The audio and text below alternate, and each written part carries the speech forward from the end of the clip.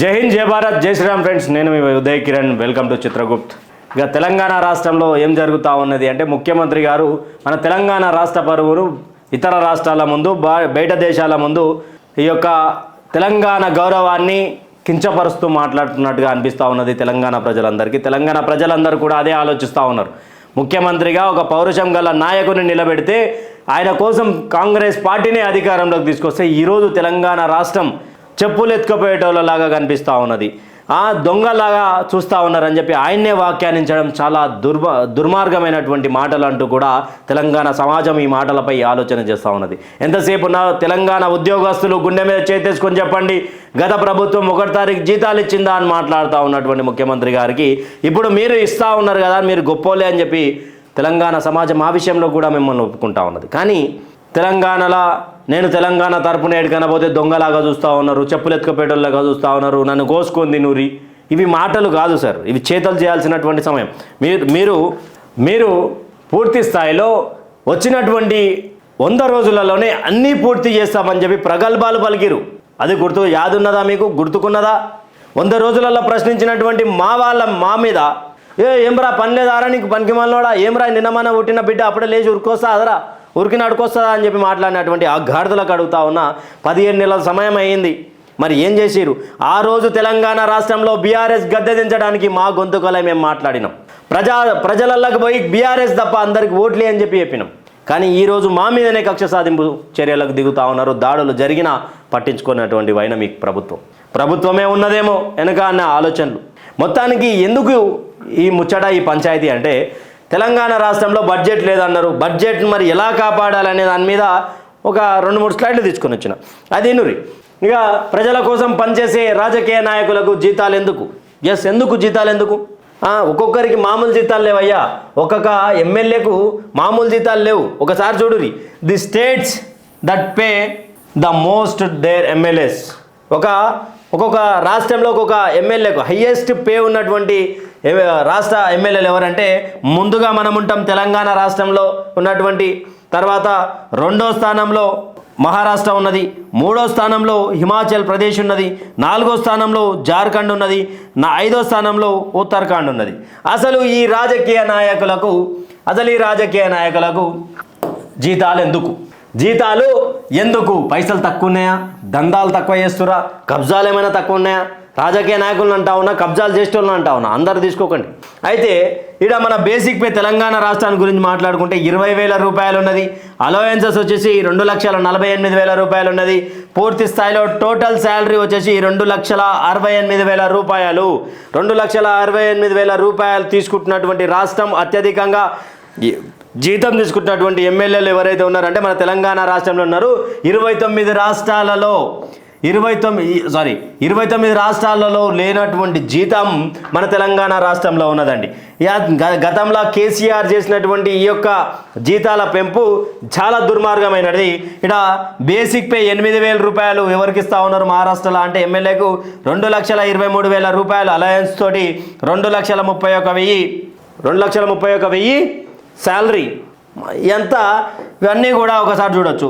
ఇక హిమాచల్ ప్రదేశ్కి వస్తే 55,000 బేసిక్ పేనే, తర్వాత 1,55,000 అలయన్సెస్ కింద 2,10,000 ఒక ఎమ్మెల్యే జీతం ఎవరికి సంబంధించింది? హిమాచల్ ప్రదేశ్ సంబంధించినటువంటి ఎమ్మెల్యే. తర్వాత జార్ఖండ్కి సంబంధించినటువంటి ఎమ్మెల్యే అలయన్సెస్ ఏవైతే ఉన్నాయో బేసిక్ పే 40,000, 1,68,000 అలవెన్సెస్, 2,08,000 రూపాయలు అక్షరాల నెలకు జీతం జార్ఖండ్ ఎమ్మెల్యేలకు. ఇక్కడ జార్ఖండ్లో ఆర్థికంగా లేకున్నా కూడా వాళ్ళంతా హై పే చేస్తూ ఉన్నారు. తర్వాత 30,000 రూపాయల బేసిక్ పే ఉత్తరాఖండ్ సంబంధించి, 1,74,000 రూపాయలు అలయన్స్, మొత్తం కలిపి 2,04,000 రూపాయలు. ఏంది ఉదయభాయ్ మరి అందరిది మనకంటే తక్కువనే ఉన్నాయి కదా అంటే, 2,68,000 రూపాయలు ఇవ్వడానికి మనం అంత ధనికంగా ఉన్నామా? ఇప్పుడు ఆల్రెడీ అప్పుల కూబిలో ఉన్నాము అని చెప్పేసి మాట్లాడినటువంటి తెలంగాణ రాష్ట్ర ముఖ్యమంత్రి వర్యులు, కాంగ్రెస్ పార్టీ నాయకులు, డిబేట్లలో మొత్తుకుంటున్నటువంటి నాయకులు వాళ్ళందరికీ చెప్తా ఉన్నా, మొట్టమొదటగా మీ యొక్క 118 మంది ఎమ్మెల్యేలకు, తెలంగాణ ఎమ్మెల్యేలు ఎవరైతే ఉన్నారో వాళ్లకు జీతం కట్ చేయరి. మళ్ళీ 119 కదా 118 వచ్చిందంటే, దీంట్లో ఒక సింగిల్ పర్సన్ అయినటువంటి సీఎం గారి జీతం అక్షరాల 4,50,000, 4,50,000 ఇట్లా ఉంటే ఏమైందయ్యా మీకు జీతాలు ఎందుకు, మీకు అసలు మీ కాన్సెప్ట్ ఏంది అనేది నాకు అర్థం కానటువంటి పరిస్థితి. అలా అలయన్సెస్ తాజా మాజీ ఎమ్మెల్యేలకు అందరికీ కూడా ఒకసారి ఇంకో స్లైడ్ తీసుకుందాం. అసలు ఇక్కడ టీజీ ఎమ్మెల్యే శాలరీస్ వచ్చేసి 2,68,000 ఇంటూ 118 కొట్టుకుంటే 3,16,24,000 రూపాయలు 118 మంది ఎమ్మెల్యేలకు ఖర్చు అవుతున్నటువంటి అమౌంట్. తర్వాత ముఖ్యమంత్రి గారికి 4,50,000 రూపాయలు ఇస్తే 4,50,000 ఇవన్నీ కలిపితే 3,20,74,000 రూపాయలు పూర్తి స్థాయిలో నెలవారీ ఖర్చు. అది మళ్ళీ అన్నీ డిఫరెంట్ ఉంటాయి. తర్వాత 118 మందికి ఇంత అవుతుంటే మొత్తానికి 119 మందికి ఇంత ఖర్చు అవుతా ఉన్నది. ఇంత ఖర్చు అయిన అట్లా మళ్ళీ దీంట్లో ఎక్స్ఎమ్మెల్యేస్ ఉంటారు. ఎక్స్ఎమ్మెల్యేస్ కూడా పెన్షన్ల రూపంలో 50% ఇస్తారు. 50% అంటే సరే 1,25,000 తీయండి, 1,40,000 ₹1,00,000 వేసుకొని ₹1,00,000 వేసుకున్న దాదాపు 100-200 మంది 300 మంది ఉంటారు ఎక్స్ఎమ్మెల్యే. వాళ్ళకు గవర్నమెంట్ సొమ్మే జీతాల కింద ఇస్తామని. తర్వాత వాళ్ళు ఒకవేళ మరణించి ఉంటే ఎమ్మెల్యేగా అయిన తర్వాత వాళ్ళ భర్త కానీ ఆమె కానీ ఇద్దరిట్లో ఎవరో ఎమ్మెల్యే ఒక ఇంట్లో ఒక ఎమ్మెల్యేగా పోటీ చేసి గెలిచినటువంటి వ్యక్తి మరణించిన తర్వాత 25% పెన్షన్ వస్తుంది ఆ కుటుంబానికి. ఎందుకు వాళ్ళు ఆర్థికంగా బలంగా లేరని చెప్పేసి ప్రోద్బలం కోసం నిరుపేదలకు ఇవ్వచ్చు కదా పైసలు, నిరుపేదల మీద ఖర్చు పెట్టచ్చు కదా పైసలు. అలా ఖర్చు పెట్టరే అబ్బే, అలాంటివి ఏముండవు, అలాంటి చర్యలు ఏముండవు. తర్వాత నెలసరి బడ్జెట్ వచ్చేసి దాదాపు సుమారు 5 కోట్ల రూపాయలు అవుతా ఉన్నది. సుమారు 5 కోట్ల రూపాయలు అవుతున్నటువంటి తరుణంలో మరో ప్రతిపాదన ఆ పైసలు ఎట్లయితే ఉన్నాయి మరి అసలు ఇలా 6 గ్యారెంటీల రూపంలో వచ్చినటువంటిది ఏదైతే ఉందో ఆ 6 గ్యారెంటీలకు సంబంధించినటువంటి దాని మీద మాట్లాడుకుందాం. రేవంత్ రెడ్డి గారు ఏమని మాట్లాడుతూ ఉన్నారు? 18,650 కోట్ల రూపాయలు ఉన్నాయి, దీంట్లో మనం ఎలా అభివృద్ధి చేసుకోవాలి, ఎలా ఖర్చు పెట్టాలి, కోస్తే నా తాన రక్తం మాంసం తప్ప ఏమీ లేవు, నన్ను జరా సాదుకుంటారు బతికిస్తారు అని చెప్పేసి మాట్లాడుతున్నటువంటి తరుణంలో నేనేమంటా ఉన్నా ముఖ్యమంత్రి గారు అంటే మీరు ఒక గొప్ప నాయకుడు, వాగ్దాటి ఉన్నటువంటి నాయకుడు, తెలంగాణ సమస్యల మీద గలమెత్తి మాట్లాడేటువంటి నాయకుడు మీరు అని చెప్పేసి మీ ఒక్కరి కోసం కాంగ్రెస్ పార్టీ అధికారంలోకి తీసుకొచ్చింది తెలంగాణ సమాజం. కానీ ఈరోజు మీరు మీ యొక్క మంత్రులు మీకు సహకరిస్తలేరా, లేకపోతే అధికారులు మీకు సహకరించక ఇలాంటి వైఫల్యాలు చెందుతున్నారు. కానీ ఇలాంటి మాటలు వస్తున్నాయో అర్థమవుతలేదు. కానీ మొత్తంగా కాంగ్రెస్ చెప్పిన మాటలల్లా మహాలక్ష్మి బస్సు పథకం ఒకటి వచ్చింది, కానీ మహాలక్ష్ములకే 2,500 రూపాయలు ఇస్తామని చెప్పేసి అక్కడ పంగనామం పెట్టింది.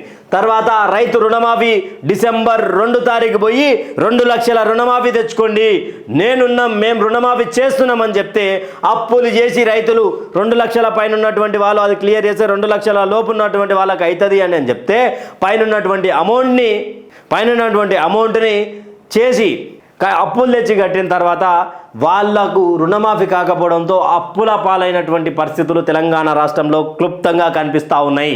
రైతులకు మరొకసారి పంగనామం పెట్టారు. ఇక్కడ రైతు రుణమాఫీ గతంలో అప్పులలో ఉన్నామా ఏమున్నామో తెలియదు, రైతులే ఈరోజు కాంగ్రెస్ పార్టీకి పునాదై పిల్లర్లై స్లాబ్లై కాంగ్రెస్ పార్టీని నిలబెడితే అదే రైతులకు పంగనామం పెట్టింది కాంగ్రెస్ పార్టీ గవర్నమెంట్. తర్వాత వ్యవసాయ శాఖ మంత్రి వర్యులు తుమ్మల నాగేశ్వరరావు గారు ఏమని మాట్లాడతారు, రేపు పడితే ఎల్లుండి పడితే అనుకుంటా 2 విడతల నుంచి 3 విడతల సుమారు 3 విడతల రైతు భరోసా పైసలు పడలేదు. పడితే ఎంతమందికి పడ్డాయి అంటే 4 ఎకరాల లోపు పడ్డాయి అని చెప్పేసి మాట్లాడుతూ ఉన్నారు. 4 ఎకరాల లోపుగా పూర్తి స్థాయిలో పల్లె అవి కూడా కొంతమందికి 3 ఎకరాలు ఉంటే 3,000 పడ్డాయి, 2,000 పడ్డాయి, 4,000 పడ్డాయి, అది కూడా పర్లేదు. అదే విషయంలో నేను ఒక ఆఫీసర్కి ఫోన్ చేస్తే సార్ అది మార్చి 31 కల్లా పూర్తి చేస్తున్నారు కదా సార్, పూర్తి అయితే ఏమో అని చెప్పారు. తర్వాత యువ వికాసం పేరు మీద యువతకు మేము భరోసా ఇవ్వబోతా ఉన్నాము అని చెప్పినటువంటి ఈ 6 గ్యారెంటీల విషయంలో వాళ్ళు ఏం చెప్తున్నారంటే ఇప్పుడు సిబిల్ స్కోర్ ఉన్నటువంటి వాళ్ళకే యువ వికాసం డబ్బులు వస్తాయని చెప్పి చెప్తా ఉన్నారు. 16 లక్షల అప్లికేషన్లు వచ్చినాయి సార్.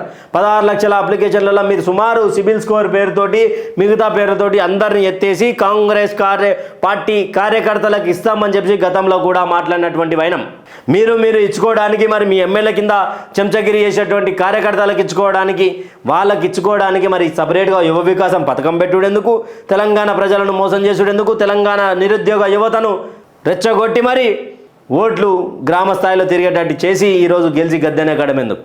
యువ వికాసం అన్నారు, అందరి ఖజానా కాంగ్రెస్ పార్టీ కార్యకర్తలకే ఇస్తామన్నట్టు మాట్లాడారు. గతంలో కేసీఆర్ ఏదైతే తప్పులు చేసిండో దానికి రెండింట్లుగా మీరు అదే తప్పులు చేస్తూ ఉన్నారు. తర్వాత ఏం మాట్లాడారు, ఇక 200 యూనిట్ల కరెంట్ అన్నారు. అది మరి హైదరాబాద్లో అంటే ప్రాంతంలో అన్ని 5 ఫ్లోర్ల బిల్డింగ్లు ఉంటాయి. ఓనర్కి 200 యూనిట్లు కాదు, రూమ్కి 200 యూనిట్లు ఏమైనా ఉంటుందా అంటే లేదు, అంతా ఒకటే కరెంట్ మీటర్ ఉంటుంది. మరి 200 యూనిట్లు అక్కడ మిగిలిపోయాయి. ఇందిరమ్మ ఇండ్లు అన్నారు, ఇందిరమ్మ ఇండ్లు ఏవైతే ఉన్నాయో అవి ఫ్రీ ఇసుక అన్నారు. అసలు ఇందిరమ్మ ఇండ్ల ముచ్చటే లేదు, వచ్చినాయంట. మరి అమౌంట్ ఎప్పుడు ఇస్తారు, అసలు ఏం చేస్తారు అనేది అనే క్లారిటీ అయితే ఉండాలి కదా, ఎవరికి ఎప్పుడు ఇస్తారనే క్లారిటీ ఉండాలి కదా, అది క్లారిటీ లేదు. ఇక పెన్షన్ల జోలికి ఫస్ట్ షాదీ ముబారక్ పోదాం. 1,01,016 రూపాయల 1,01,116 రూపాయలు ఏదో ఉండే, 1,16,000 ఏదో ఉంది. అలాంటి సమయంలో ఏమన్నా ఎవరికైనా షాదీ ముబారక్ ఇచ్చారంటే లేదు, మళ్ళీ తులం బంగారం అని చెప్పారు. అట్లా రైతులను, పేదింటి బిడ్డలను మోసం చేసే కాంగ్రెస్ పార్టీ అధికారంలోకి వచ్చింది. మీరు అవునన్నా కాదన్నా మీ కామెంట్ల రూపంలో చెప్పారు. నా యొక్క కామెంట్ని తులం బంగారం 1,00,000 రూపాయలు అయింది. 2,16,000 రూపాయలు ఇప్పటి వరకు ఎంతమందికి అందినాయో మీకేమైనా అందుతే మీ కామెంట్ల రూపాయలు చెప్పారు. షాదీ ముబారక్పై మీ ఆలోచన ఏందో చెప్పారు. అసలు ఉన్న దాంట్లోనే ఏమీ లేదురా నాయన అంటే ఉన్నదానికి ఇంకో కొంచెం జమ చేసి ఇగో తీసుకోరు. ఇంకా పెన్షన్ల జోలికి వస్తే ఇక పెన్షన్లది పెద్ద ముచ్చట. పెన్షన్లది చాలా పెద్ద ముచ్చట. ఇది కాంగ్రెస్ పార్టీ పెన్షన్ల గురించి ఏం మాట్లాడింది అంటే, ఒకవేళ అధికారంలోకి కాంగ్రెస్ పార్టీ వస్తే 4,016 వృద్ధులకు, వికలాంగులకు 6,016. ఇది మొత్తానికి 7 కేటగిరీలుగా ఉంది ప్రజల. ఒక హెచ్ఐవి పేషెంట్లకు సంబంధించి, మన ఒంటరి మహిళలకు సంబంధించి, వీడో ఉమెన్స్కి సంబంధించి, బీడీ కార్మికులకు సంబంధించి వీళ్ళందరికీ కూడా 7 కేటగిరీ డివైడ్ చేస్తే నేను 2 కేటగిరీలు తీసుకున్నా. మొత్తానికి బీఆర్ఎస్ 2023 డిసెంబర్ 1 నాటికి వృద్ధులకు 2,016 ఇస్తుండే, తర్వాత వికలాంగులకు 4,016 రూపాయలు ఇచ్చింది. ఇది ఇడుక 2023 స్టార్టింగ్లో పెంచినటువంటి ఇది ఒక పరిస్థితులలో బీఆర్ఎస్కి నెలసరి బడ్జెట్ ఎంత ఉంటుండే అంటే 1,000 కోట్ల రూపాయలు ఉంటుండే. 1,000 కోట్ల రూపాయలు ఉంటుండే. తర్వాత కాంగ్రెస్ పార్టీ అధికారంలోకి వచ్చినాక ఇస్తాన్నటువంటి మాటలలో ఒకసారి పెన్షన్లు ఏమైనా సార్ అని ఒక రిపోర్టర్ అడిగితే, ఇప్పుడు తీసుకుంటే 2016 వస్తే ఒక నెల ఆగి తీసుకుంటే 4,016 వస్తాయని ముచ్చట చెప్పిండు ముఖ్యమంత్రి. అలాంటి ముచ్చట నమ్మినటువంటి వాళ్ళంతా మోసపోయి ఈరోజు 4,016 వస్తున్నాయంటే 4,016 గంగా నదులనే కలిసినట్టే, 6,016 అవేడవైనా అటక్కెక్కినట్టే. ఇక్కడ ఒకవేళ వీళ్ళు అనుకున్నట్టు 7 కేటగిరీలుగా డివైడ్ అయినటువంటి విషయాలల్లో 4,016 రూపాయలు ఏవైతే ఉన్నాయో ఇవన్నీ కూడా మేజర్గా అందరికీ 4,016, ఒక వృద్ధులకు వికలాంగులకు మాత్రమే 6,016. అయితే ఎంతైతే ఉన్నది అంటే 3,000 కోట్ల బడ్జెట్ అయితే ఉన్నది నెలకు. 3,000 కోట్ల బడ్జెట్. మరి ఆడ ఏముదైపోయి మరి ఎమ్మెల్యేల జీతాలకు ఏం సింక్ అవుతున్నాం అంటే ఆడ 5 కోట్లు ఇక్కడ మిగులుతూ ఉన్నది కదా. మరి దీంట్లో ఏదైనా చేయొచ్చు కదా, దీంట్లో ఏం చేయరు. కాకపోతే వీళ్ళు ప్రగల్భాలు పలకడానికి మాత్రమే తెలంగాణ రైతాంగాన్ని యూజ్ చేసుకున్నది, తెలంగాణ మహిళలను యూజ్ చేసుకున్నారు అనేది క్లియర్గా అర్థమైతే ఉన్నటువంటి పరిస్థితి. ఎక్కడ చూసినా కూడా ఏం అర్థమవుతా ఉన్నది అంటే తెలంగాణలో కాంగ్రెస్ పాలన ఖరాబ్ అయిపోయింది, తెలంగాణలో కాంగ్రెస్ పాలన చేతగాని పాలన అయిపోయింది, ప్రజలను మోసం చేసి మభ్యపెట్టి గెలిచినటువంటి పార్టీగా ఒక ముద్ర పడతా ఉన్నది ముఖ్యమంత్రి గారు. దీని మీద మీరు స్పందించాలి. ఇక 3,000 కోట్ల రూపాయల బడ్జెట్ మరి ఇంకెప్పుడు వేస్తారు? రైతు రుణమాఫీ పేరు మీద 4 ఎకరాల లోపు వారికే ఇచ్చారు, మరి 10 ఎకరాల లోపు వాళ్ళకి ఇస్తామన్నారు. కేసీఆర్ గుట్టలకు ఇచ్చిండు, ఔటర్ రింగ్ రోడ్కి ఇచ్చారు, అన్నీ కట్ చేసారు కదా. 2 విడతలు ఎగ్గొట్టారు కదా.